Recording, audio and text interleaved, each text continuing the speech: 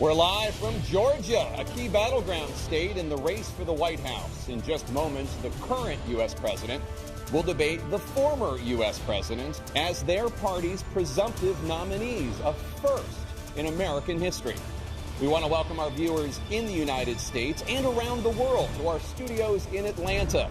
This is the CNN presidential debate. This debate is being produced by CNN and is coming to you live on CNN, CNN International, CNN.com, CNN Max, and CNN Espanol. This is a pivotal moment between President Joe Biden and former President Donald Trump in their rematch for the nation's highest office. Each will make his case to the American people with just over 4 months until Election Day.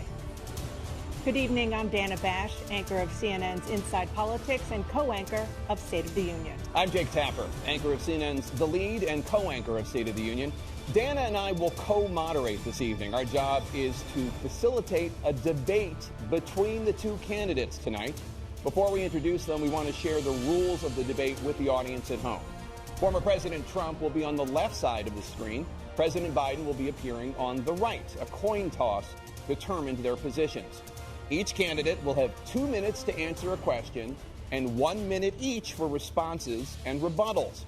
An additional minute for follow-up, clarification, or response is at the moderator's discretion.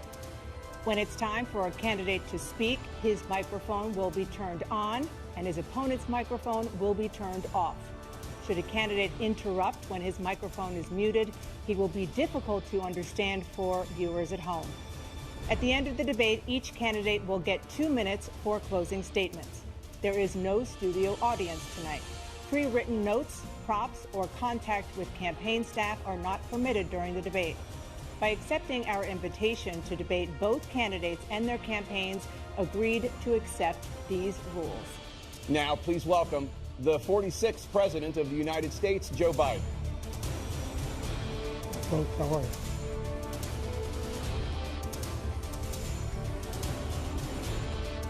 Great to be here. Thank you. And please welcome the 45th President of the United States, Donald Trump.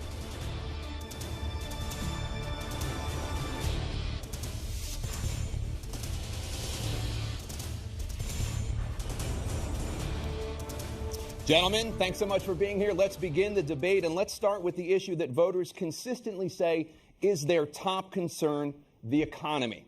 President Biden, inflation has slowed, but prices remain high. Since you took office, the price of essentials has increased. For example, a basket of groceries that cost $100 then now costs more than $120. And typical home prices have jumped more than 30%. What do you say to voters who feel they are worse off under your presidency than they were under President Trump? We got to take a look at what I was left when I became president and what Mr. Trump left me. We had an economy that was in free fall. The pandemic was so badly handled. Many people were dying. All he said was, it's not that serious. Just inject a little bleach into your arm. You'll be all right. The economy collapsed. There were no jobs. Unemployment rate rose to 15%. It was terrible. And so what we had to do is try to put things back together again. And that's exactly what we began to do. We created 15,000 new jobs. We brought out the position where we have 800,000 new manufacturing jobs. But there's more to be done. There's more to be done. Working class people are still in trouble. I come from Scranton, Pennsylvania. I come of a household where the kitchen table, if the things weren't able to be met during the month, it was a problem. Price of eggs, the price of gas, the price of housing, the price of a whole range of things. That's why I'm working so hard to make sure I deal with those problems. And we're going to make sure that we reduce the price of housing. We're going to make sure we build 2 million new units. We're going to make sure we cap rents so corporate greed can't take over. The combination, what I was left with in corporate greed, is the reason why we're in this problem right now. In addition to that, we're in a situation where if you take a look at all that was done in his administration, he didn't do much at all. By the time he left, things were in chaos, literally chaos. And so we put things back together. We created, I said, those jobs. We make sure we had a situation where we brought down the price of prescription drugs, which is a major issue for many people, to $15 for an insulin shot as opposed to $400. No senior has to pay more than $200 for any drug, all the drugs they can include beginning next year. in a situation and we're going to make that available to everybody, to all Americans. So we're working to bring down the price around the kitchen table, and that's what we're going to get done. Thank you. President Trump? We have the greatest economy in the history of our country. We have never done so well. Everybody was amazed by it. Other countries were copying us. We got hit with COVID, and when we did, we spent the money necessary so we wouldn't end up in a Great Depression, the likes of which we had in 1929. By the time we finished, so we did a great job. We got a lot of credit for the economy, a lot of credit for the military, and no wars, and so many other things. Everything was rocking good. But the thing we never got the credit for, and we should have, is getting us out of that COVID mess. He created mandates that was a disaster for our country. But other than that, we had given them back a country where the stock market actually was higher than pre-COVID, and nobody thought that was even possible. The only jobs he created are for illegal immigrants and bounce-back jobs, a bounce-back from the COVID. He has not done a good job. He's done a poor job, and inflation's killing our country. It is absolutely killing us. Thank you. President Biden? Well, look, the greatest economy in the world, he's the only one who thinks that, I think. I don't know anybody else who thinks he had the greatest economy in the world. And, you know, the fact of the matter is that we found ourselves in a situation where his economy, he rewarded the wealthy. He had the largest tax cut in American history, $2 trillion. He raised a deficit larger than any president has in any one term. He's the only president other than Herbert Hoover who's lost more jobs than he had when he began, since Herbert Hoover. The idea that he did something that was significant. And the military, you know, when he was president, they were still killing people in Afghanistan. He didn't do anything about that. When he was president, we were still finding ourselves in a position where you had a notion that we were this safe country. The truth is, I'm the only president this century that doesn't have this decade, that doesn't have any troops dying anywhere in the world like he did. President Trump, I want to follow up if I can. Am I allowed to respond to him? Well, I'm going to ask you a follow-up. You can do whatever you want with the minute that we give you. I want to follow up. You want to impose a 10% tariff on all goods coming into the U.S. How will you ensure that that doesn't drive prices even higher? It's not going to drive them higher. It's just going to cost countries that have been ripping us off for years, like China and many others, in all fairness to China.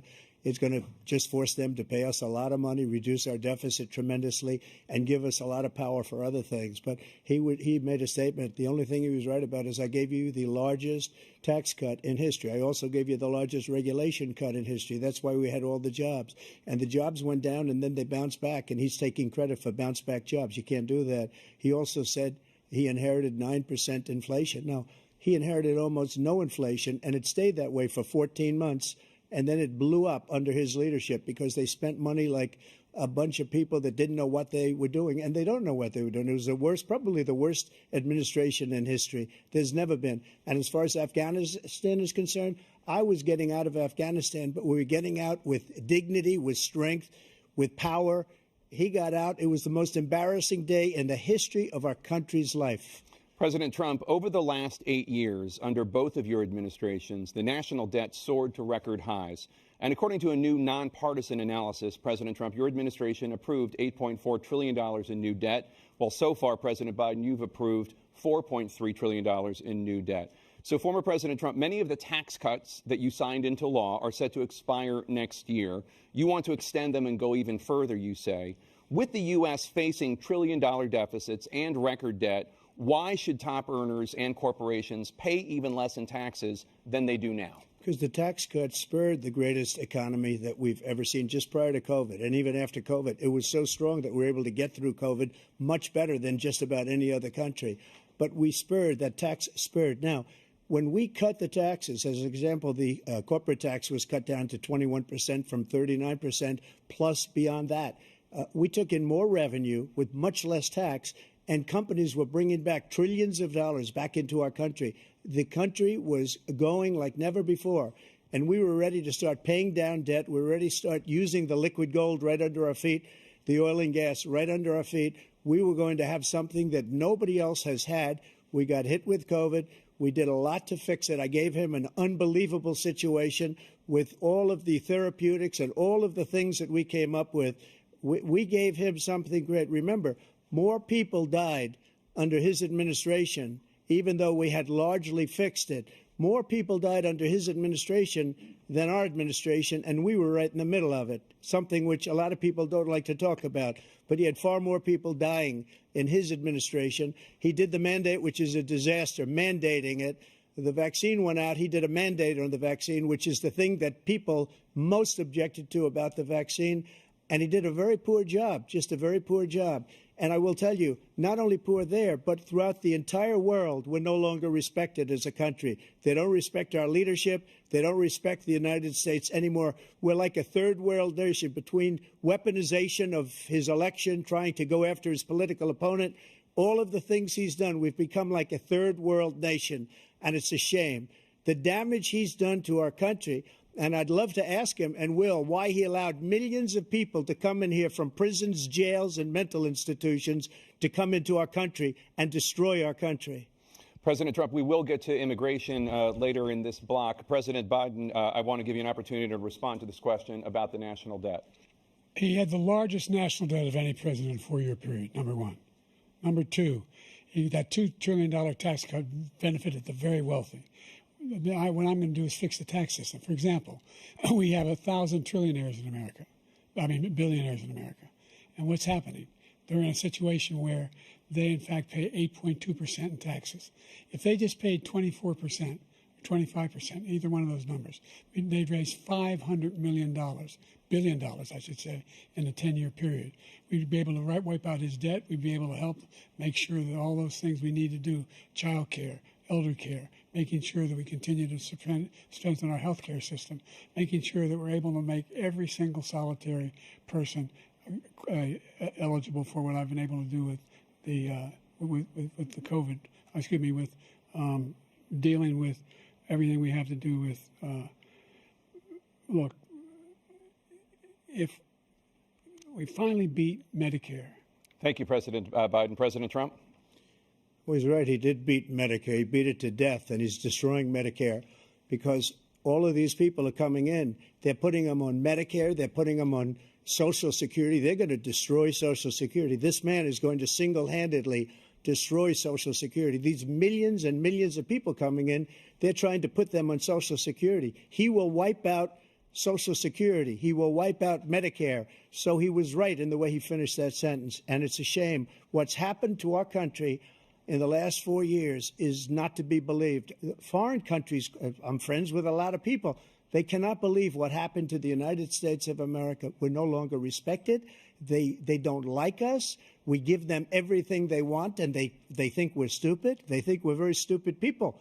What we're doing for other countries, and they do nothing for us. What this man has done is absolutely criminal. Thank you, President Trump. Dana? This is the first presidential election since the Supreme Court overturned Roe v. Wade. This morning, the court ruled on yet another abortion case, temporarily allowing emergency abortions to continue in Idaho, despite that state's restrictive ban. Former President Trump, you take credit for the decision to overturn Roe v. Wade, which returned the issue of abortion to the states. Correct. However, the federal government still plays a role in whether or not women have access to abortion pills. They're used in about 2/3 of all abortions. As president, would you block abortion medication? First of all, the Supreme Court just approved the abortion pill, and I agree with their decision to have done that, and I will not block it. And if you look at this whole question that you're asking, complex but not really complex. 51 years ago, you had Roe v. Wade, and everybody wanted to get it back to the states. Everybody, without exception. Democrats, Republicans, liberals, conservatives. Everybody wanted it back. Religious leaders. And what I did is I put 3 great Supreme Court justices on the court, and they happened to vote in favor of killing Roe v. Wade and moving it back to the states. This is something that everybody wanted. Now, 10 years ago or so, they started talking about how many weeks and how many this, getting into other things. But every legal scholar throughout the world, the most respected, wanted it brought back to the states. I did that. Now the states are working it out. If you look at Ohio, it was a decision that was an end result that was a little bit more liberal than you would have thought. Kansas, I would say the same thing. Texas is different. Florida is different. But they're all making their own decisions right now. And right now, the states control it. That's the vote of the people. Like Ronald Reagan, I believe in the exceptions. I am a person that believes. And frankly, I think it's important to believe in the exceptions. Some people, you have to follow your heart. Some people don't believe in that. But I believe in the exceptions for rape, incest, and the life of the mother. I think it's very important. Some people don't. Follow your heart. But you have to get elected also. And because that has to do with other things. You got to get elected. The problem they have is they're radical because they will take the life of a child in the 8th month, the 9th month, and even after birth. After birth, if you look at the former governor of Virginia, he was willing to do this. He said, we'll put the baby aside and we'll determine what we do with the baby, meaning we'll kill the baby. What happened is we brought it back to the states, and the country is now coming together on this issue. It's been a great thing. Thank you. President Biden? It's been a terrible thing, what you've done. The fact is that the vast majority of constitutional scholars supported Roe when it was decided, supported Roe. And that's this idea that they're all against it is just ridiculous. And this is the guy who says the state should be able to have it. We're in a state where in 6 weeks, you don't even know whether you're pregnant or not, but you cannot see a doctor, and have him decide on what your circumstances are, whether you need help. The idea that states are able to do this is a little like saying we're going to turn civil rights back to the states, let each state have a different rule. Look, there's so many young women who have been, including a young woman who just was murdered, and he went to the funeral. The idea that she was murdered by an immigrant coming in, they talk about that. But here's the deal: there's a lot of young women who are being raped by their in-laws, by their spouses, brothers and sisters, it's just ridiculous, and they can do nothing about it. And they try to arrest them when they cross state lines. Thank you. There have been many young women murdered by the same people he allows to come across our border. We have a border that's the most dangerous place anywhere in the world, considered the most dangerous place anywhere in the world. And he opened it up, and these killers are coming into our country, and they are raping and killing women. And it's a terrible thing. As far as the abortion is concerned, it is now back with the states. The states are voting. In many cases, it's frankly a very liberal decision. In many cases, it's the opposite. But they're voting, and it's bringing it back to the vote of the people, which is what everybody wanted, including the founders, if they knew about this issue, which, frankly, they didn't. But they would have. Everybody wanted it brought back. Ronald Reagan wanted it brought back. He wasn't able to get it. Everybody wanted it brought back, and many presidents had tried to get it back. I was the one to do it. And again, this gives it the vote of the people, and that's where they wanted it. Every legal scholar wanted it that way. Staying on the topic of abortion, President Biden, 7 states, I'll let you do that. This is the same topic. 7 states have no legal restrictions on how far into a pregnancy a woman can obtain an abortion.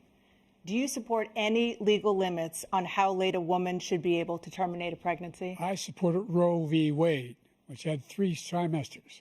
The first time is between the woman and the doctor. Second time is between the doctor and an extreme situation. The third time is between the doctor, between the woman and the state.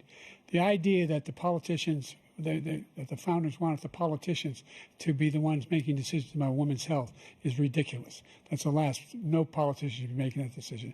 A doctor should be making those decisions. That's how it should be run. That's what you're going to do. And if I'm elected, I'm going to restore Roe v. Wade.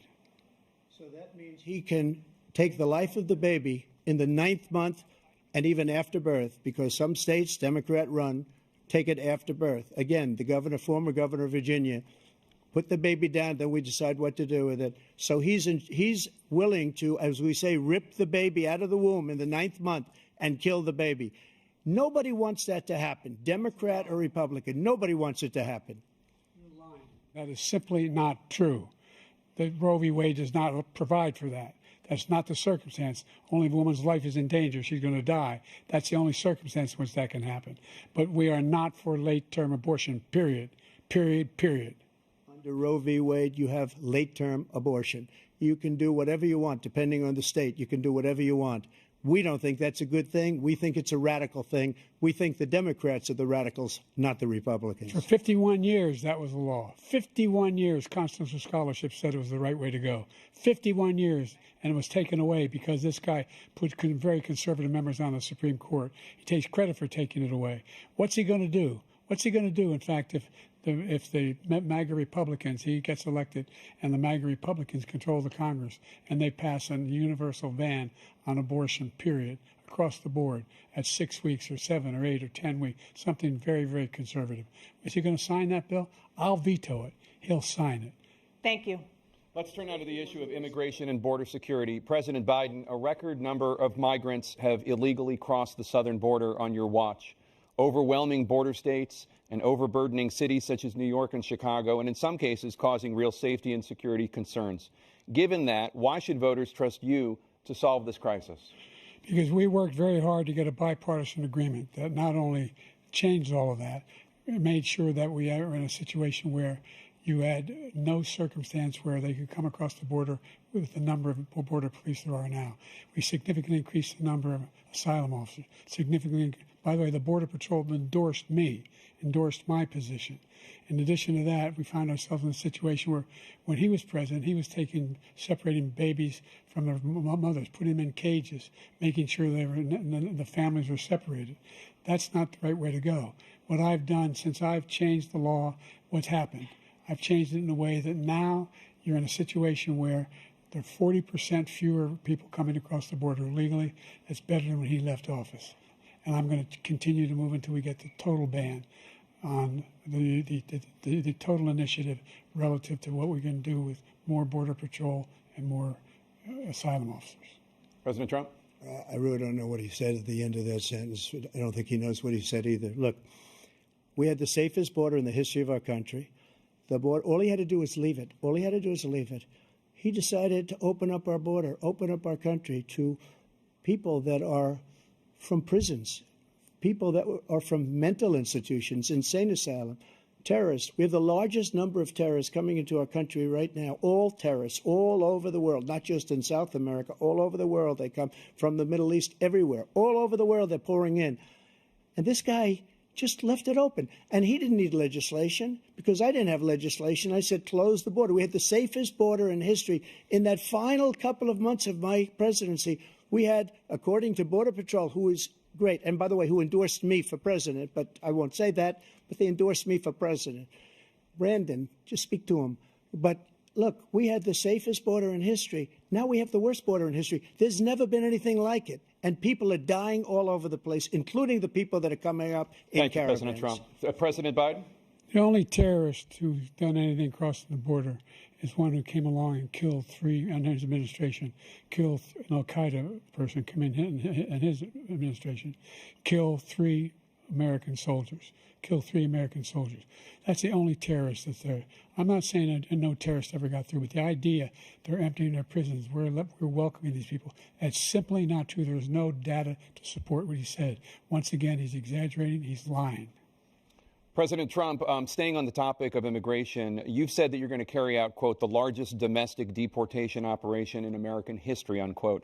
Does that mean that you will deport every undocumented immigrant in America, including those who have jobs, including those whose spouses are citizens, and including those who have lived here for decades? And if so, how will you do it? Just 1 second. He said we killed 3 people. The people we killed are al-Baghdadi and Soleimani, the 2 greatest terrorists, biggest terrorists anywhere in the world, and it had a huge impact on everything, not just border, on everything. He's the one that killed people with the bad water, including hundreds of thousands of people dying, and also killing our citizens when they come in.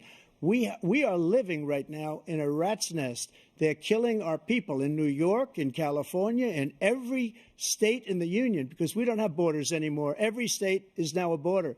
And because of his ridiculous, insane, and very stupid policies, people are coming in and they're killing our citizens at a level that we've never seen. We call it migrant crime. I call it Biden migrant crime. They're killing our citizens at a level that we've never seen before. And you're reading it like these 3 incredible young girls over the last few days. One of them, I just spoke to the mother, and they just had the funeral for this girl, 12 years old. This is horrible what's taken place. What's taken place in our country, we're literally an uncivilized country now. He doesn't want it to be. He just doesn't know. He opened the borders. Nobody's ever seen anything like. And we have to get a lot of these people out, or we have to get them out fast, because they're going to destroy our country. Just take a look at where they're living. They're living in luxury hotels in New York City and other places. Our veterans are on the street. They're dying because he doesn't care about our veterans. He doesn't care. He doesn't like the military at all, and he doesn't care about our veterans. Nobody been worse. I had the highest approval rating for veterans taking care of the VA. He has the worst. He's gotten rid of all the things that I approved. Choice that I got through Congress, all of the different things I approved, they abandoned. We had by far the highest, and now it's down in less than half because he's done all these great things that we did. And I think he did it just because I approved it, which is crazy. But he has killed so many people at our border by allowing all of these people to come in. And it's a very sad day in America. President Biden, you have the mic. Every single thing he said is a lie.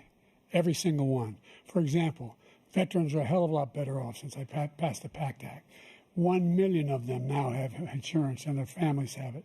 Their families have it because what happened, whether it was Agent Orange or burn pits, they're all being covered now. And his group opposed that. We're also in a situation where we have great respect for veterans. My son spent a year in Iraq, living right next to one of those burn pits, came back with stage 4 glioblastoma. I was recently in France for D-Day, and I spoke all about those heroes that died. I went to the World War I cemetery he refused to go to. He was standing with his 4-star general, and he told me, he said, I don't want to go in there because they're a bunch of losers and suckers. My son was not a loser, was not a sucker. You're the sucker. You're the loser. President Trump? First of all, that was a made-up quote, suckers and losers. They made it up. It was in a third-rate magazine that's failing, like many of these magazines. He made that up. He put it in commercials. We've notified him. We had 19 people that said I didn't say it. And think of this.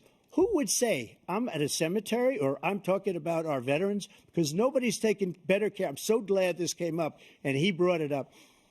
There's nobody that's taken better care of our soldiers than I have.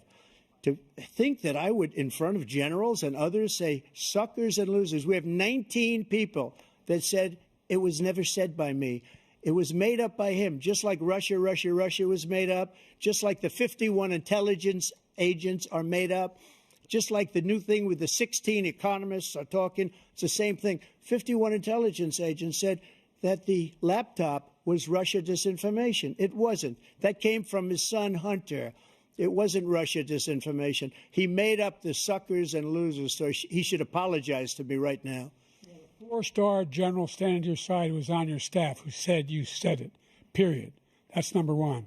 And number two, the idea that I have to apologize to you for anything along the line. We've done more for veterans than any president has in American history. And they now are in their family. The only sacred obligation we have as a country is to care for our veterans when they come home and their families and equip them when they go to war. That's what we're doing. That's what the VA is doing now. They're doing more for veterans than ever before in our history. All right. Thank you so much. Let's move to the topic of foreign policy. I want to begin with Russia's war against Ukraine, which is now in its 3rd year. Former President Trump, Russian President Vladimir Putin says he'll only end this war if Russia keeps the Ukrainian territory it has already claimed and Ukraine abandons its bid to join NATO. Are Putin's terms acceptable to you? First of all, our veterans and our soldiers can't stand this guy. They can't stand him. They think he's the worst commander-in-chief, if that's what you call him, that we've ever had. They can't stand him. So let's get that straight. And they like me more than just about any of them. And that's based on every single bit of information. As far as Russia and Ukraine, if we had a real president, a president that knew, that was respected by Putin, he would have never invaded Ukraine. A lot of people are dead right now, much more than people know. You know, they talk about numbers. You can double those numbers, maybe triple those numbers. He did nothing to stop it. In fact, I think he encouraged Russia from going in. I'll tell you what happened. He was so bad with Afghanistan. It was such a horrible embarrassment, most embarrassing moment in the history of our country, that when Putin watched that and he saw the incompetence, that he should have fired those generals, like I fired the one that you mentioned. And so he's got no love lost. But he should have fired those generals. No general got fired for the most embarrassing moment in the history of our country, Afghanistan, where we left billions of dollars of equipment behind. We lost 13 beautiful soldiers, and 38 soldiers were obliterated. And by the way, we left people behind, too. We left American citizens behind. When Putin saw that, he said, you know what? I think we're going to go in and maybe take this was his dream. I talked to him about it, his dream. The difference is he never would have invaded Ukraine. Never. Just like Israel would have never been invaded in a million years by Hamas. You know why? Because Iran was broke with me. I wouldn't let anybody do business with them. They ran out of money. They were broke. They had no money for Hamas. They had no money for anything, no money for terror. That's why you had no terror at all during my administration. This place, the whole world is blowing up under him. President Biden? I've never heard so much malarkey in my whole life. Look, the fact of the matter is that we're in a situation where, let's take the last point first. Iran attacked American troops, caused brain damage for a number of these troops, and he did nothing about it recently, not when he was president. They attacked. He said they're just having headaches. That's all it is. He didn't do a thing when the attack took place, number one. Number two, we got over 100,000 Americans and others out of Afghanistan during that airlift. Number three, we found ourselves in a situation where, if you take a look at what Trump did in Ukraine, this guy told Trump, do whatever you want and do whatever you want. And that's exactly what Trump did to Putin, encourage him, do whatever you want. And he went in. And listen to what he said when he went in. He was going to take Kyiv in 5 days, remember? Because it's part of the old Soviet Union. That's what he wanted to reestablish, Kyiv. And he, in fact, didn't do it at all. He wasn't able to get it done. And they've lost thousands and thousands of troops, 500,000 troops.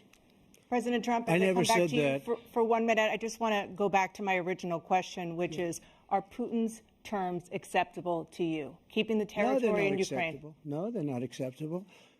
But look, this is a war that never should have started. If we had a leader in this war, he led everybody along.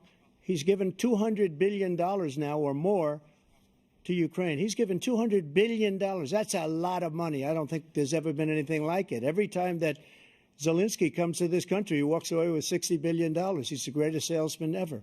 And I'm not knocking him. I'm not knocking anything. I'm only saying the money that we're spending on this war, and we shouldn't be spending, it should have never happened. I will have that war settled between Putin and Zelensky as president-elect before I take office on January 20th. I'll have that war settled. People being killed so needlessly, so stupidly, and I will get it settled, and I'll get it settled fast before I take office. President Biden, you have a minute. The fact is that Putin is a war criminal. He's killed thousands and thousands of people. And he has made one thing clear. He wants to reestablish what was part of the Soviet Empire, not just a piece. He wants all of Ukraine. That's what he wants. And then you think he'll stop there? Do you think he'll stop when if he takes Ukraine? What do you think happens to Poland? What do you think of Belarus? What do you think happens to those NATO countries? And so if you want a war, you ought to find out what he's going to do, because if in fact he does what he says and walks away, and by the way, all that money we give Ukraine are from weapons we make here in the United States. We give them the weapons, not the money at this point. And our NATO allies have produced as much funding for Ukraine as we have. That's why we're strong. Thank you. Moving on to the Middle East. In October, Hamas attacked Israel, killing more than 1,000 people and taking hundreds of hostages. Among those held and thought to still be alive are 5 Americans. Israel's response has killed thousands of Palestinians and created a humanitarian crisis in Gaza. President Biden, you've put forward a proposal to resolve this conflict, but so far Hamas has not released the remaining hostages, and Israel is continuing its military offensive in Gaza. So what additional leverage will you use to get Hamas and Israel to end the war? You have 2 minutes. Number one, everyone from the United Nations Security Council straight through to the G7 to the Israelis and Netanyahu himself have endorsed the plan I put forward, which has 3 stages to it. The first stage is trade the hostages for a ceasefire. Second phase is a ceasefire with additional conditions. The third phase is the end of the war. The only one who wants the war to continue is Hamas. Number one, they're the only ones standing out. We're still pushing hard to get them to accept. In the meantime, what's happened? in Israel, we're finding that the only thing I've denied Israel was 2,000-pound bombs. They don't work very well in populated areas. They kill a lot of innocent people. We're providing Israel with all the weapons they need and when they need them. And by the way, I'm the guy that organized the world against Iran when they had a full-blown intercontinental ballistic missile attack on Israel. No one was hurt. No one Israeli was accidentally killed, and it stopped. We saved Israel. We are the biggest producer of support for Israel of anyone in the world. And so there are two different things. Hamas cannot be allowed to be continued. We continue to send our experts and our intelligence people as to how they can get Hamas like we did bin Laden. You don't have to do it. And by the way, they've been greatly weakened, Hamas, greatly weakened, and they should be. They should be eliminated. But you've got to be careful for using certain weapons among population centers. Just going back to Ukraine for 1 second. We have an ocean separating us. The European nations together have spent $100 billion, or maybe more than that, less than us. Why doesn't he call them and say, you got to put up your money like I did with NATO? I got them to put up hundreds of billions of dollars. The Secretary General of NATO said Trump did the most incredible job I've ever seen. They wouldn't have any. They were going out of business. We were spending almost 100% of the money was paid by us. He didn't do that. He's getting all. You got to ask these people to put up the money. We're over $100 billion more spent, and it has a bigger impact on them because of location, because we have an ocean in between. You got to ask them. As far as Israel and Hamas, Israel's the one that wants to go. He said the only one that wants to keep going is Hamas. Actually, Israel is the one, and you should let him go and let him finish the job. He doesn't want to do it. He's become like a Palestinian, but they don't like him because he's a very bad Palestinian. He's a weak one. President Biden, you have a minute. I've never heard so much foolishness. This is a guy who wants to get out of NATO. You're going to stay in NATO? He's going to pull out of NATO. The idea that we have our strength lies in our alliances as well. It may be a big ocean, but we're ever able to avoid a war in Europe, a major war in Europe? What happens if, in fact, you have Putin continue to go into NATO? We have an Article 5 agreement. Attack on one is attack on all. You want to start the nuclear war he keeps talking about, go ahead. Let Putin go in and control Ukraine and then move on to Poland and other places. See what happens then. He has no idea what the hell he's talking about. And by the way, I got 50 other nations around the world to support Ukraine, including Japan and South Korea, because they understand that this kind of dislocation has a serious threat to the whole world peace. No major war in Europe has ever been able to be contained just to Europe. President Trump, just to follow up, would you support the creation of an independent Palestinian state in order to achieve peace in the region? I'd have to see, but before we do that, the problem we have is that we spend all the money. So they kill us on trade. I made great trade deals with the European nations because if you add them up, they're about the same size economically. Their economy is about the same size as the United States. And they were no cars, they don't want anything that we have, but we're supposed to take their cars, their food, their everything, their agriculture. I changed that. But the big thing I changed is they don't want to pay. And the only reason that he can play games with NATO is because I got them to put up hundreds of billions of dollars. I said, and he's right about this, I said, no, I'm not going to support NATO if you don't pay. They asked me that question, would you guard us against Russia, at a very secret meeting of the 28 states at that time, nations at that time. And I said, no, if you don't pay, I won't do that. And you know what happened? Billions and billions of dollars came flowing in the next day and the next months. But now we're in the same position. We're paying everybody's bills. Let's turn to the issue of democracy. Former President Trump, I want to ask you about January 6, 2021. After you rallied your supporters that day, some of them stormed the Capitol to stop the constitutionally mandated counting of electoral votes. As president, you swore an oath to, quote, preserve, protect, and defend, unquote, the Constitution. What do you say to voters who believe that you violated that oath through your actions and inaction on January 6th and worry that you'll do it again? Well, I don't think too many believe that. And let me tell you about January 6th. On January 6th, we had a great border. Nobody coming through, very few. On January 6th, we were energy independent. On January 6th, we had the lowest taxes ever. We had the lowest regulations ever. On January 6th, we were respected all over the world. All over the world, we were respected. And then he comes in, and we're now laughed at. We're like a bunch of stupid people. What happened to the United States' reputation under this man's leadership is horrible, including weaponization, which I'm sure at some point you'll be talking about, where he goes after his political opponent because he can't beat him fair and square. You have 80 seconds left. My question was, what do you say to those voters who believe that you violated your constitutional oath through your actions and inaction on January 6, 2021, and worry that you'll do it again? Well, I didn't say that to anybody. I said peacefully and patriotically. And Nancy Pelosi, if you just watched the news from 2 days ago, on tape to her daughter, who's a documentary filmmaker, they say, but she's saying, oh, no, it's my responsibility. I was responsible for this.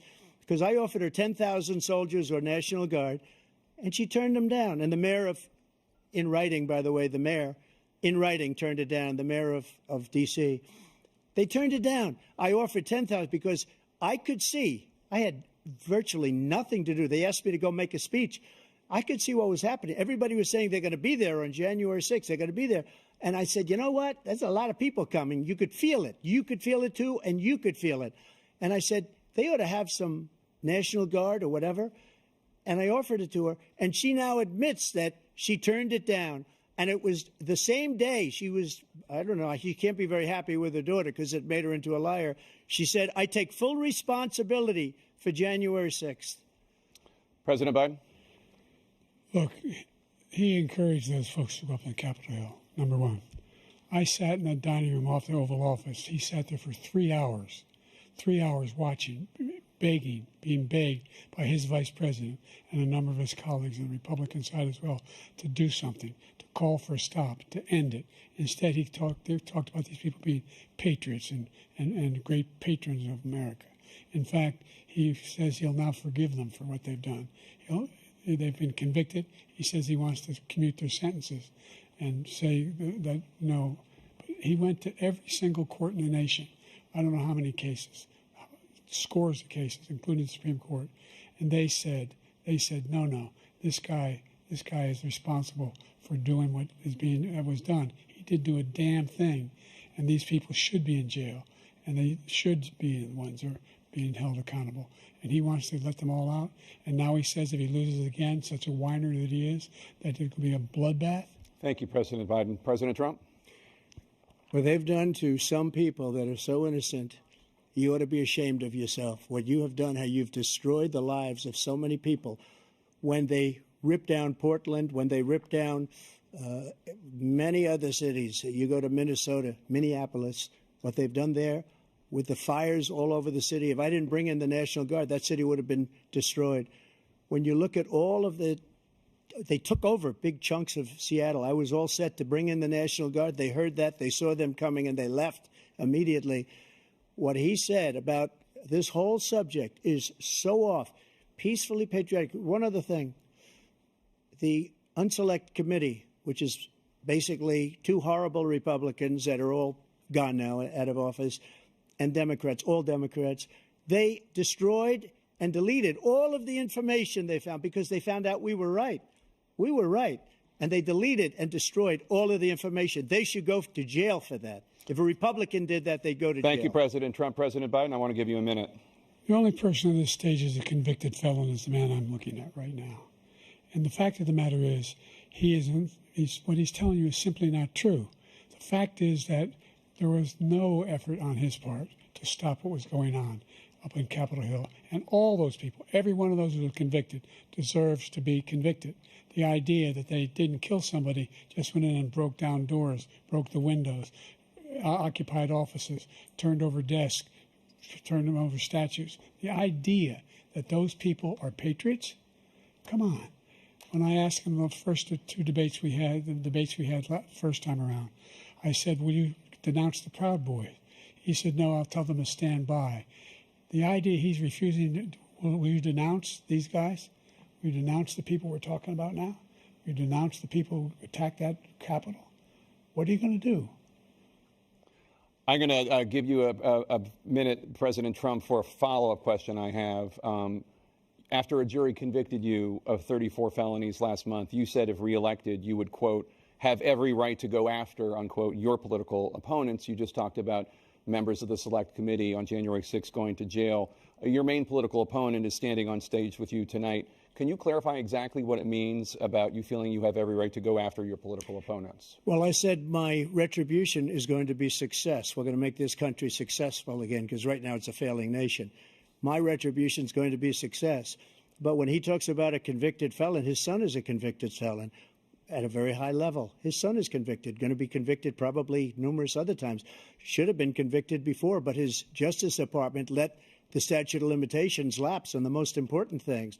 But he could be a convicted felon as soon as he gets out of office. Joe could be a convicted felon with all of the things that he's done. He's done horrible things. All of the death caused at the border, telling the Ukrainian people that we're going to want $1 billion or you change the prosecutor.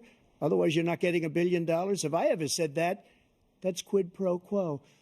That we're not going to do anything. We're not going to give you $1 billion unless you change your prosecutor having to do with the son. This man is a criminal. This man, you're lucky. You're lucky. I did nothing wrong. We'd have a system that was rigged and disgusting. I did nothing wrong. Thank you, President Trump. President Biden, you have said, I'm coming right to you, sir. You want to respond? Go ahead. I'll give you a minute to respond. The idea that I did anything wrong relative to what you're talking about is outrageous. It's simply a lie, number one. Number two, the idea that you have a right to seek retribution against any American just because you're president is wrong. It's simply wrong. No president's ever spoken like that before. No president in our history has spoken like that before. Number three, the crimes that you are still charged with, and think of all the civil penalties you have. How many billions of dollars do you owe in civil penalties for molesting a woman in public, for doing a whole range of things, of having sex with a porn star on the night while your wife was pregnant? I mean, what are you talking about? You have the morals of an alley cat. Give you a minute, sir. I didn't have sex with a porn star, number one. Number two, that was a case that was started and moved. They moved a high-ranking official, a DOJ, into the Manhattan DA's office to start that case. That case is going to be appealed and won. We had a very terrible judge, a horrible judge, Democrat. The prosecutor were all high-ranking Democrats, appointed people, and both the civil and the criminal. He basically went after his political opponent because he thought it was going to damage me. But when the public found out about these cases, because they understand them better than he does, he has no idea what these cases are. But when they found out about these cases, you know what they did? My poll numbers went up, way up. You know that because you're reporting it. And we took in more money in the last 2 weeks than we've ever taken in the history of any campaign. I don't think any campaign has ever taken. Hundreds of millions of dollars came pouring in because the public knows it's a scam and it's a guy that's after his political opponent because he can't win fair and square. Thank you, President Trump. President Biden, you have said, quote, Donald Trump and his MAGA Republicans are determined to destroy American democracy. Do you believe that the tens of millions of Americans who are likely to vote for President Trump will be voting against American democracy? The more they know about what he's done, yes. The more they know about what he's done. And there's a lot more coming. He's got a lot of cases down the road coming around. He's got a whole range of issues he has to face. I don't know what the juries will do, but I do know he has a real problem. And so the fact that, could you ever think you hear any president say that I'm going to seek retribution? Do you ever hear any president say that I thought Hitler had some good ideas? What got me involved to run in the first place after my son had died, I decided in Iraq, because of Iraq, I said I wasn't going to run again until I saw what happened in Charlottesville, Virginia. People coming out of the woods carrying swastikas on torches, and singing the same anti-Semitic bile they sang when back in Germany. And the young woman got killed. I spoke to the mother, and they asked him. They said, "What do you think of those people?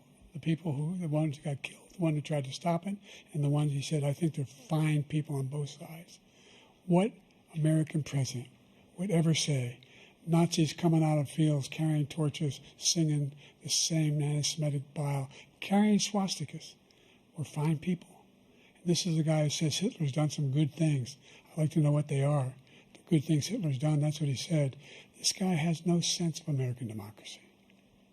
President Trump. Jake, both of you know that story has been totally wiped out because when you see the sentence, it said, 100% exoneration on this. So he just keeps it going. He says he ran because of Charlottesville. He didn't run because of Charlottesville. He ran because it was his last chance. He's not equipped to be president. You know it, and I know it. It's ridiculous. We have a debate. We're trying to justify his presidency. His presidency, he's without question the worst president, the worst presidency in the history of our country. We shouldn't be having a debate about it. There's nothing to debate. He made up the Charlottesville story, and you'll see it's debunked all over the place. Every reasonable anchor has debunked it. And just the other day, it came out where it was fully debunked. It's a nonsense story. He knows that, and he didn't run because of Charlottesville. He used that as an excuse to run. President Biden? And debunked. It happened. All you have to do is listen to what was said at the time. And the idea that somehow that's the only reason I ran because I was worried a guy like this guy could get elected. If he thought they were good people coming out of that forest, carrying those woods, carrying those torches, then he didn't deserve to be president. Didn't deserve to be president at all. And the idea that he's talking about all this being fabricated, we saw with our own eyes. We saw what happened on January 6th. We saw the people breaking through the windows. We saw people occupying his own vice president. Look, there's a reason why 40 of his 44 top cabinet officers refused to endorse him this time. His vice president hasn't endorsed him this time. So why? Why? They know him well. They serve with him. Why are they not endorsing him? Thank you, President Biden. We're going to be right back with more from the CNN presidential debate.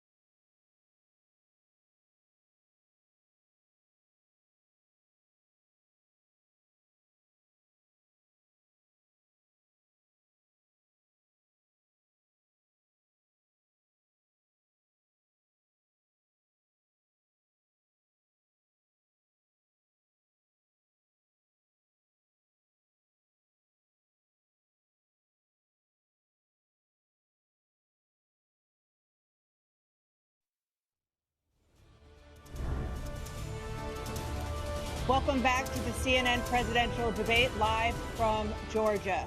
Let's talk about persistent challenges you both faced in your first terms and you'd certainly face again in a second term. President Biden, while black unemployment dropped to a record low under your presidency, black families still earned far less than white families.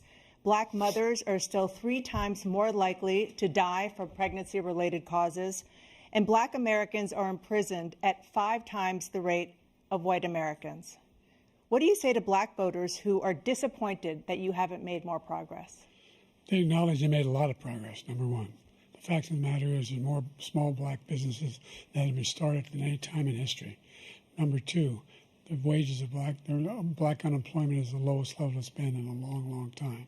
Number three, we're trying to provide housing for black Americans and dealing with the segregation that exists among these corporations that collude to keep people out of their houses.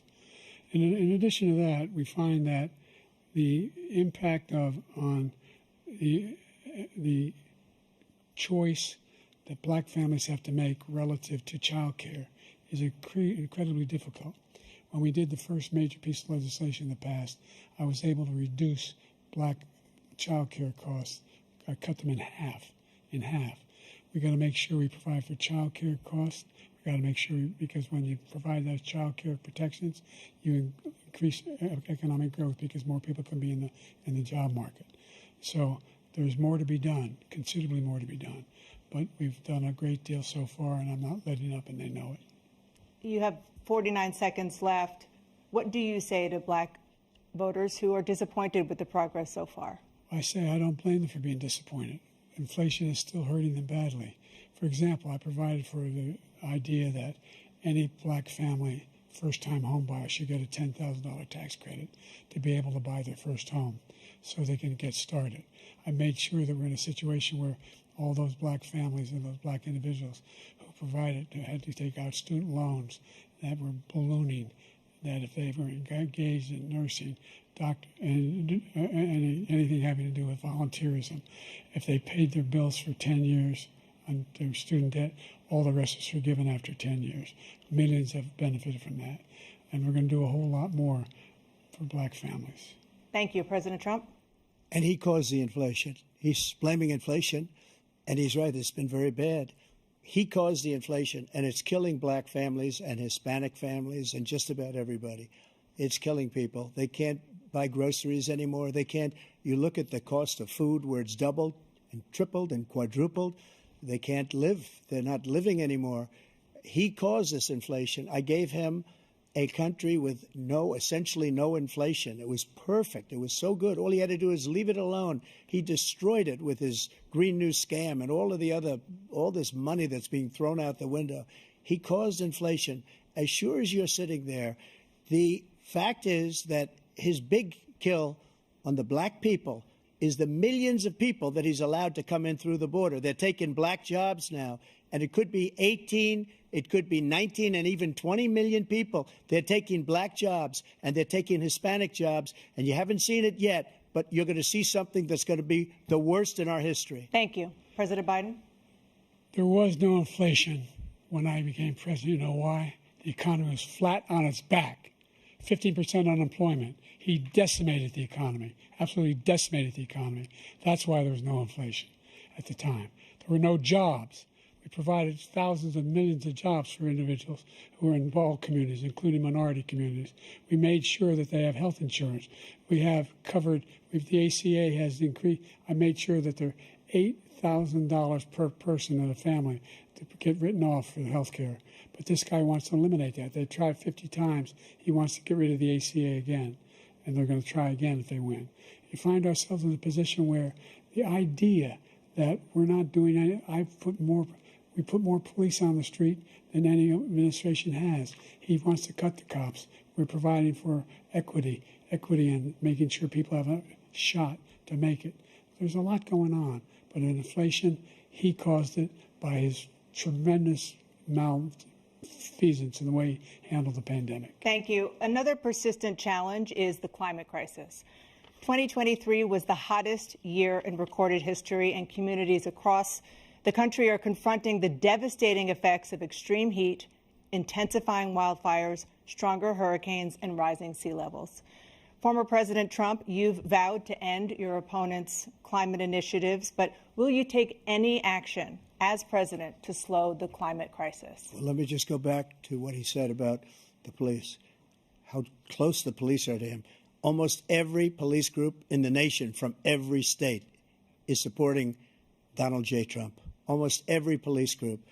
And what he's done to the black population is horrible, including the fact that for 10 years he called them super predators. We can't, in the 1990s, we can't forget that. Super predators was his name, and he called it to them for 10, and they've taken great offense at it, and now they see it happening.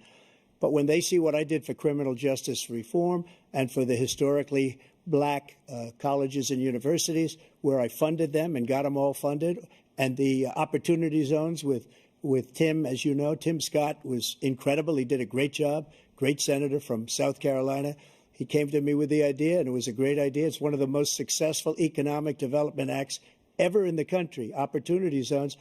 And the biggest beneficiary are blacks. And that's why we have the best numbers with them in maybe ever. They're saying ever. I read this morning where ever, the best numbers. He's lost much of the black population because he's done a horrible job for black people. He's also done a horrible job for Hispanics. But wait till you see these millions of people pouring into our country, and they're going to take the jobs, and it's already started, and you haven't seen anything yet. It's a disaster. You've 38 seconds left. President Trump, will you take any action as president to slow the climate crisis? So I want absolutely immaculate clean water, and I want absolutely clean air, and we had it. We had H2O. We had the best numbers ever, and we were using all forms of energy, all forms, everything. And yet, during my 4 years, I had the best environmental numbers ever. And my top environmental people gave me that statistic just before I walked on the stage, actually. I don't know where the hell he's been. The idea that anything he said is true. I've passed the most extensive climate change legislation in history. We find ourselves, and by the way, black colleges. I came up with $15 billion for HBCUs, historic black universities and colleges, because they don't have the kind of contributors that they have to build these laboratories and the like. Any black student is capable in college of doing any white student can do. They just don't have the money, but now they'll be able to get those jobs in high tech. We're in a situation where the idea that he is claiming to have done something that had the cleanest water. He hadn't done a damn thing for the environment. He pulled out of the Paris Climate Accord.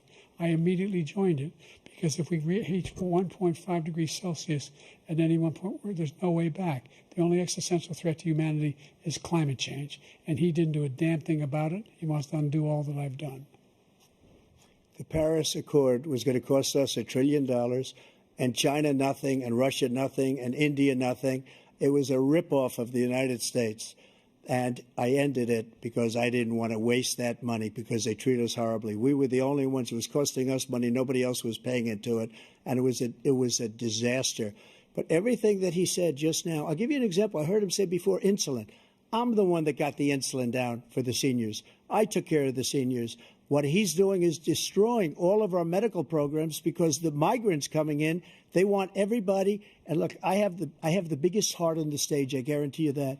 And I want to take care of people. But we're destroying our country. They're taking over our schools, our hospitals, and they're going to be taking over Social Security. He is destroying Social Security, Medicare, and Medicaid. The idea is that we, in fact, we were the only ones of consequence who were not members of the Paris Accord. How can we do anything if we're not able to, the United States can't get its under control? One of the largest polluters in the world, number one. We're making significant progress. By 2035, we will have cut pollution in half. We have made significant progress, and we're continuing to make progress. We set up a climate corps for thousands of young people to learn how to deal with climate, just like the Peace Corps.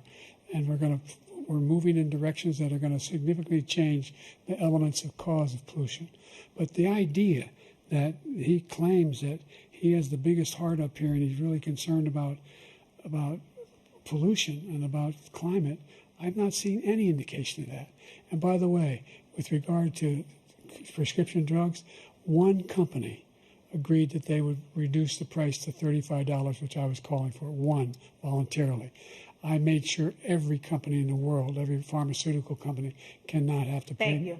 And by the way, So every day, millions of Americans struggle just to make ends meet. For many older Americans, Social Security provides a critical lifeline. President Biden, if nothing is done to Social Security, seniors will see their benefits cut in just over 10 years. Will you name tonight one specific step that you're willing to take to keep Social Security solvent? yes, make the very wealthy begin to pay their fair share. Right now, everybody making under $170,000 pays 6% of their income, of their paycheck, every single time they get a paycheck from the time the first one they get when they're 18 years old. The idea that they're going to, I've been proposing that everybody, the millionaires pay 1%. So no one I would not raise the cost of Social Security for anybody under $400,000. After that, I began to make the wealthy begin to pay their fair share by increasing from 1% beyond to be able to guarantee the program for life. So you still have 82 seconds left. Are there any other measures that you think that would be able to help keep Social Security solvent, or is that one enough? Well, no, that one enough will keep it solvent, but the biggest thing I'll do if we defeat this man, because he wants to get rid of Social Security. He thinks there's plenty to cut in Social Security. He's wanting to cut Social Security and Medicare, both times. And and if you look at the program put forward by the House Republican caucus that I believe supports, is in fact want to cut it as well. The idea that we don't need to protect our seniors is ridiculous. And by the way, the American public has greater health care coverage today than ever before. And on the ACA, as I said, you're in a circumstance where 400,000 people, 40 million people would not have insurance because they have a pre-existing condition.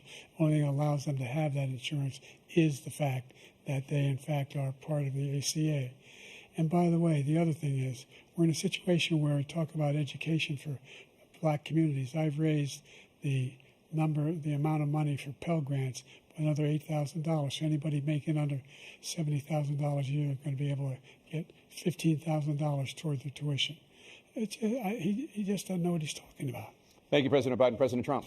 So I've dealt with politicians all my life. I've been on this side of the equation for the last 8 years. I've never seen anybody lie like this guy. He lies. I've never seen it. He can look you in the face. About so many other things, too. And we mentioned the laptop. We mentioned Russia, Ukraine. Everything he does is a lie. It's misinformation and disinformation.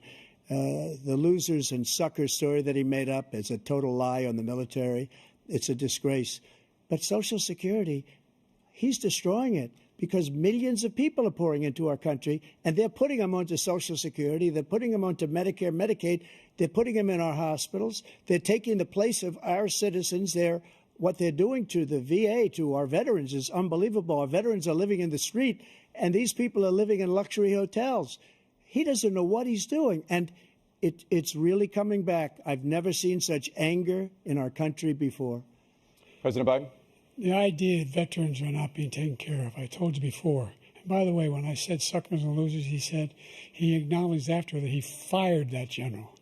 That general got fired because he's the one that acknowledged that that's what he said. He was the one standing with Trump when he said it, number one. Number two, the idea that we're going to be in a situation where all these millions and millions, the way he talks about it, illegal aliens are coming into the country and taking away our jobs.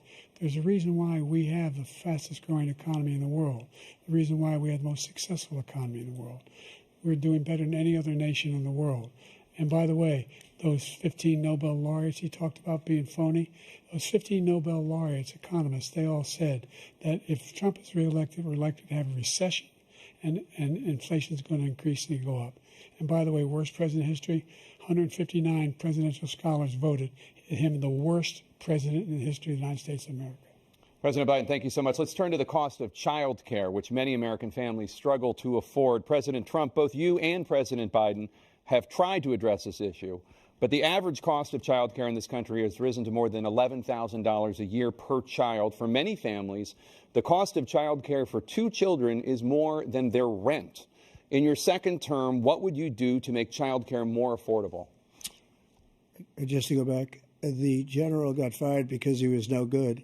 And if he said that, that's why he made it up. But we have 19 people that said I didn't say it, and they're very highly respected, much more so than him. The other thing is, he doesn't fire people. He never fired people. I've never seen him fire anybody. I did fire a lot. I fired Comey because he was no good. I fired a lot of the top people at the FBI, drained the swamp. They were no good. Not easy to fire people. You'd pay a price for it, but they were no good. I inherited these people. I didn't put them there. I didn't put Comey there. He was no good. I fired him. This guy hasn't fired anybody. He never fires. He should have fired every military man that was involved with that the Afghanistan horror show, the most embarrassing moment in the history of our country. He didn't fire. Did you fire anybody? Did you fire anybody that's on the border that's allowed us to have the worst border in the history of the world? Did anybody get fired for allowing 18 million people, many from prisons, many from mental institutions? Did you fire anybody that allowed our country to be destroyed? Joe, our country is being destroyed as you and I sit up here and waste a lot of time on this debate. This shouldn't be a debate. He is the worst president. He just said about me because I said it. But look, he's the worst president in the history of our country. He's destroyed our country. Now all of a sudden he's trying to get a little tough on the border. He came out with a nothing deal, and it reduced it a little bit, like this much. It's insignificant. He wants open borders. He wants our country to either be destroyed or he wants to pick up those people as voters. And I don't think we just can't let it happen. If he wins this election, our country doesn't have a chance, not even a chance, of coming out of this rut. We probably won't have a country left anymore. That's how bad it is. He is the worst in history by far. Thank you, President Trump. President Biden? We are the most admired country in the world. We're the United States of America. There's nothing beyond our capacity. We have the finest military in the history of the world, the finest in the history of the world. No one thinks we're weak. No one wants to screw around with us. Nobody, number one. Number two, the idea that we're talking about worst presidents. I wasn't joking. Look it up or go online. 159 or 58, don't hold me the exact number, presidential historians, they've had meetings and they voted who's the worst president in American history. One through best to worst. They said he was the worst in all of American history. That's a fact. That's not conjecture. He can argue they're wrong, but that's what they voted. The idea that he is doing anything to deal with child care, he did virtually nothing to child care. We should significantly increase the child care tax credit. We should significantly increase the availability of women and men or single parents to be able to go back to work. And we should encourage businesses to have. Thank you, President Biden. President Trump, the question was about what would you do to make child care more affordable, if you want to take your minute. Just so you understand, we have polling, we have other things that they rate him the worst because what he's done is so bad. And they rate me, I'll show you, I will show you, and they rate me one of the best, okay? And if I'm given another 4 years, I will be the best. I think I'll be the best. Nobody's ever created an economy like us. Nobody ever cut taxes like us.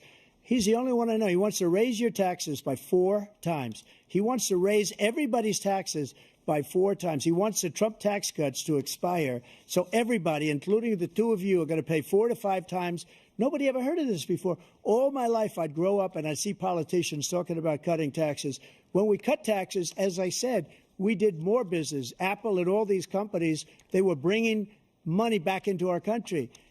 The worst president in history by far, and everybody knows it. President Biden?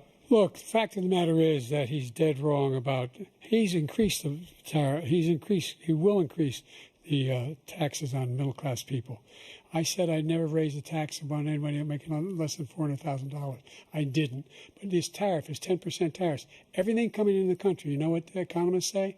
That's going to cost the average American $2,500 a year more because they're going to have to pay the difference in food and all the things that are important. Number two, he's in a situation where he talks about how he has not raised, he's somehow helped the middle class. Middle class have been devastated by you. Now you want a new tax cut of $5 trillion over the next 10 years, which is going to fundamentally bankrupt the country. You had the largest deficit of any president in American history, number one. Number two, you have not, in fact, made any contact, any progress with China. We are the lowest trade deficit with China since 2010. Thank you, President Biden. Thank you, President Biden. Let's discuss an epidemic impacting millions of Americans that both of you have made a top priority in your first term, the opioid crisis. And for both of you, the number of overdose deaths in this country has gone up. Under your term, it went up. Under your term, it has gone up. Former President Trump, despite the efforts that both of you have made, more than 100,000 Americans are dying from overdoses every year, primarily from fentanyl and other opioids. What will you do to help Americans right now in the throes of addiction who are struggling to get the treatment they need? To finish up, we now have the largest deficit in the history of our country under this guy. We have the largest deficit with China. He gets paid by China. He's a Manchurian candidate. He gets money from China. So I think he's afraid to deal with them or something. But do you notice he never took out my tariffs because we bring in so much money with the tariffs that I imposed on China. He never took them away. He can't because it's too much money. It's tremendous. And we saved our steel industries, and there was more to come, but he hasn't done that. But he hasn't cut the tariffs because he can't, because it's too much money. But he's got the largest deficit in the history of our country, and he's got the worst situation with China. China's going to own us if you keep allowing them to do what they're doing to us as a country. They are killing us as a country, Joe, and you can't let that happen. You're destroying our country. So, President Trump, you have 67 seconds left. The question was, what are you going to do to help Americans in the throes of addiction right now who are struggling to get the treatment they need? Jake, we were doing very well at addiction until the COVID came along. We had the 2.5, almost 3 years of like nobody's ever had before, any country, in every way. And then we had to get tough. And it was the drugs pouring across the border it started to increase. We got great equipment. We bought the certain dog that's the most incredible thing that you've ever seen, the way they can spot it. We did a lot, and we were getting very low numbers, very, very low numbers. Then he came along. The numbers, have you seen the numbers now? It's not only the 18 million people that I believe is even low because the gotaways, they don't even talk about gotaways. But the numbers of the amount of drugs and human trafficking in women coming across our border, the worst thing I've ever seen, at numbers that nobody's ever seen under him because the border's so bad. But the number of drugs coming across our border now is the largest we've ever had by far. President Trump, thank you. President Biden? Fentanyl and the byproducts of fentanyl went down for a while. And I wanted to make sure we use the machinery that can detect fentanyl, these big machines that roll over everything that comes across the border. And it costs a lot of money. That was part of this deal we put together, this bipartisan deal. More fentanyl machines, more be able to detect drugs, more numbers of agents, more numbers of all the people at the border. And when we had that deal done, he called his Republican colleagues, said, don't do it. It's going to hurt me politically. No, he never argued it's not a good bill. It's a really good bill. We need those machines. We need those machines. And we're coming down very hard in every country in Asia in terms of precursors for fentanyl. And Mexico is working with us to make sure they don't have the technology to be able to put it together. That's what we have to do. We need those machines. Thank you, President Biden. President Trump, and again, the question is about Americans in the throes of addiction right now struggling to get the treatment they need. Well, this does pertain to it. He ended Remain in Mexico. He ended catch and release. I made it catch and release in Mexico, not catch and release here. We had so many things that we had done, hard negotiations with Mexico, and I got it all for nothing. It's just like when you have a hostage. We always pay $6 billion for a hostage. Every time we say it's a hostage. Now we have a hostage, a Wall Street Journal reporter, I think a good guy, and he's over there because Putin is laughing at this guy, probably asking for billions of dollars for the reporter. I will have him out very quickly as soon as I take office. Before I take office, I said by literally as soon as I win the election, I will have that reporter out. He should have had him out a long time ago. But Putin's probably asking for billions and billions of dollars because this guy pays it every time. We had two cases where we paid $6 billion for 5 people. I got 58 people out, and I paid essentially nothing. Thank you, President Trump. Dana? Let's turn to concerns that voters have about each of you. President Biden, you would be 86 at the end of your second term. How do you address concerns about your capability to handle the toughest job in the world well into your 80s? Well, first of all, I spent half my career being criticized being the youngest person in politics. I was the second youngest person ever elected to the United States Senate, and now I'm the oldest. This guy's 3 years younger and a lot less competent. I think that just look at the record. Look at what I've done. Look how I've turned around the horrible situation he left me. As I said, 15 million new jobs, 800,000 manufacturing jobs, more investment in America, over billions of dollars in private investment in enterprises that we are growing. By the way, we brought an awful lot of people. The whole idea of computer chips, we used to have 40% of the market. We invented those chips, and we lost it because he was sending people to find the cheapest jobs overseas and to bring home a product. So I went to South Korea. I convinced Samsung to invest billions of dollars here in the United States. And guess what? Those fabs, they call them, to build these chips, those fabs pay over $100,000. You don't need a college degree for them. And there's billions, about $40 billion already being invested and being built right now in the United States, creating significant jobs for Americans from all over the world. President Biden, you have 40 seconds left. Would you like to add anything? Yeah, I would. The idea that somehow we are this failing country. I never heard a president talk like this before. We're the envy of the world. Name me a single major country president who wouldn't trade places with the United States of America for all our problems and all our opportunities. We're the most progressive country in the world in getting things done. We're the strongest country in the world. We're a country in the world who keeps our word, and everybody trusts us, all of our allies, and those who he coddles up to, from Kim Jong-un, he sends love letters to, and Putin, etc. They don't want to screw around with us. Thank you. Former President Trump, to follow up, you would be 82 at the end of your second term. What do you say to voters who have concerns about your capabilities to serve? Well, I took 2 tests, cognitive tests. I aced them, both of them, as you know. We made it public. He took none. I'd like to see him take one, just one, a real easy one. Like go through the first 5 questions. He couldn't do it. But I took 2 cognitive tests. I took physical exams every year. And, you know, we knock on wood wherever we may have wood, that I'm in very good health. I just won 2 club championships, not even senior, 2 regular club championships. To do that, you have to be quite smart, and you have to be able to hit the ball a long way. And I do it. He doesn't do it. He can't hit a ball 50 yards. He challenged me to a golf match. He can't hit a ball 50 yards. I think I'm in very good shape. I feel that I'm as in good a shape as I was 25, 30 years ago. Actually, I'm probably a little bit lighter, but I'm in as good a shape as I was years ago. I feel very good. I feel the same. But I was willing to take a cognitive test. And you know what? If I didn't do well, I aced them. Dr. Ronnie Jackson, who's a great guy when he was White House doctor. And then I took another one, a similar one. And one of them said they've never seen anybody ace them. Thank you. President Biden? You can see he is 6'5" and only 223 pounds, or 235 pounds. Well, you said 6'4", 200. Well, anyway, anyway, just take a look at what he says he is, and take a look at what he is. Look, I'd be happy to have a driving contest with him. I got my handicap, which when I was vice president, down to a 6. But by the way, I told you before, I'm happy to play golf if you carry your own bag. Think you can do it? That's the biggest lie. He's a 6 handicap of all. I was an 8 handicap. Yeah. 8. But I have, you know how many? I've seen you swing. I know you swing. Okay, let's not act like children. President Trump, we're going to turn Let's not act like children. to a specific concern that voters have about you.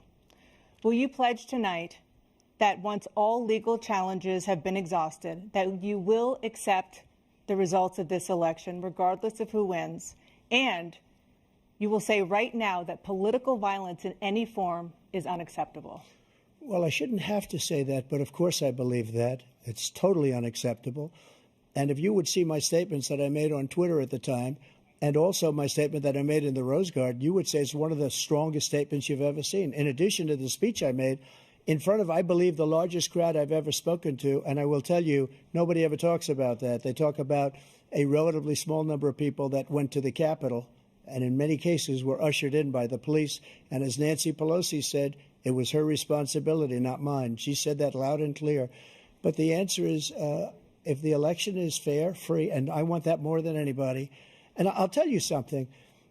I wish he was a great president because I wouldn't be here right now. I'd be at one of my many places enjoying myself. I wouldn't be under indictment because I wouldn't have been his political opponent because he indicted me because I was his opponent.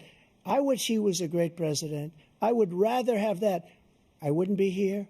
I don't mind being here. But the only reason I'm here is he's so bad as a president that I'm going to make America great again. We're going to make America great again. We're a failing nation right now. We're a seriously failing nation. And we're a failing nation because of him. His policies are so bad. His military policies are insane. They're insane. These are wars that will never end with him. He will drive us into World War III, and we're closer to World War III than anybody can imagine. We are very, very close to World War III, and he's driving us there. And Kim Jong-un and President Xi of China, Kim Jong-un of North Korea, all of these, Putin, they don't respect him. They don't fear him. They have nothing going with this gentleman, and he's going to drive us into World War III. You want a World War III, let him follow and win, and let Putin say, do what you want, NATO. Just do what you want. There's a thing called Article 5. An attack on one is an attack on all, and required response. The idea, I can't think of a single major leader in the world who wouldn't trade places with the job I've done and what they've done. Because we are a powerful nation. We have wonderful people. It's because of the people, not me. It's because of the American people. They're capable of anything, and they step up when they're needed. And right now, we're needed. We're needed to protect the world because our own safety is at stake. And again, you want to have a war, just let Putin go ahead and take Kyiv, make sure they move on, see what happens in Poland, Hungary, and other places along that border. Then you have a war. President Trump, as I come back to you for a follow-up, the question was, will you accept the results of this election, regardless of who wins? Just to finish what he said, if I might, Russia, they took a lot of land from Bush. They took a lot of land from Obama and Biden. They took no land, nothing from Trump, nothing. He knew not to do it. He's not going to play games with me. He knew that. I got along with him very well, but he knew not to play games. He took nothing from me. But now he's going to take the whole thing from this man right here. That's a war that should have never started. It would have never started ever with me. And he's going to take Ukraine. And, you know, you asked me a question before, would you do this? He's got us in such a bad position right now with Ukraine and Russia because Ukraine's not winning that war. He said, I will never settle until such time. They're running out of people. They're running out of soldiers. They've lost so many people. It's so sad. They've lost so many people, and they've lost those gorgeous cities with the golden domes that are 1,000 years old, all because of him and stupid decisions. Russia would have never attacked if I were president. President Trump, the question was, will you accept the results of the election, regardless of who wins? Yes or no, please. If it's a fair and legal and good election, absolutely. I would have much rather accepted these, but the fraud and everything else was ridiculous. And if you want, we'll have a news conference on it in a week, or we'll have another one of these in a week. But I will absolutely, there's nothing I'd rather do. It would be much easier for me to do that than I'm running again. I wasn't really going to run until I saw the horrible job he did. He's destroying our country. I would be very happy to be someplace else, in a nice location someplace.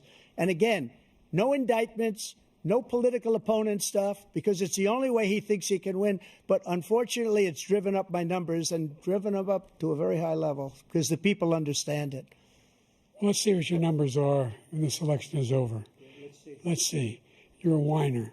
When you lost the first time, you continued, you appealed and appealed to courts all across the country. Not one single court in America said any of your claims had any merit, state or local, none. But you continue to provoke this lie about somehow there's all this misrepresentation, all this stealing. There is no evidence of that at all. And I tell you what, I doubt whether you'll accept it because you're such a whiner.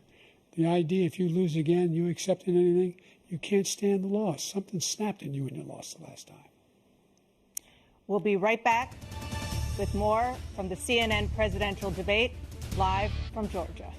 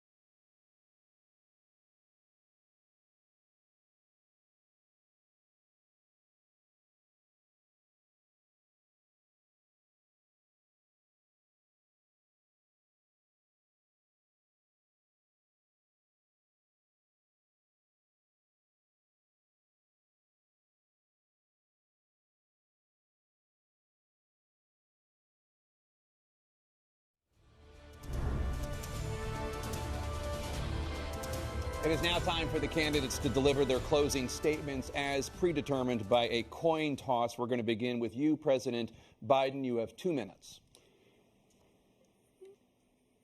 We've made significant progress from the debacle that was left by President Trump in his last term. We find ourselves in a situation where, number one, we have to make sure that we have a fair tax system. I ask anyone out there in the audience, or anyone out watching this debate, do you think the tax system is fair? The fact is that I said nobody even making under $400,000 had a single penny increase in their taxes, and will not. And if I'm reelected, that'll be the case again. But this guy has increased your taxes because of the deficit. Number one, He's increased inflation because of the debacle he left after the way he handled the pandemic. And he finds himself in a position where he now wants to tax you more by putting a 10% tariff on everything that comes into the United States of America. What I did, when, for example, he wants to get rid of the ability of Medicare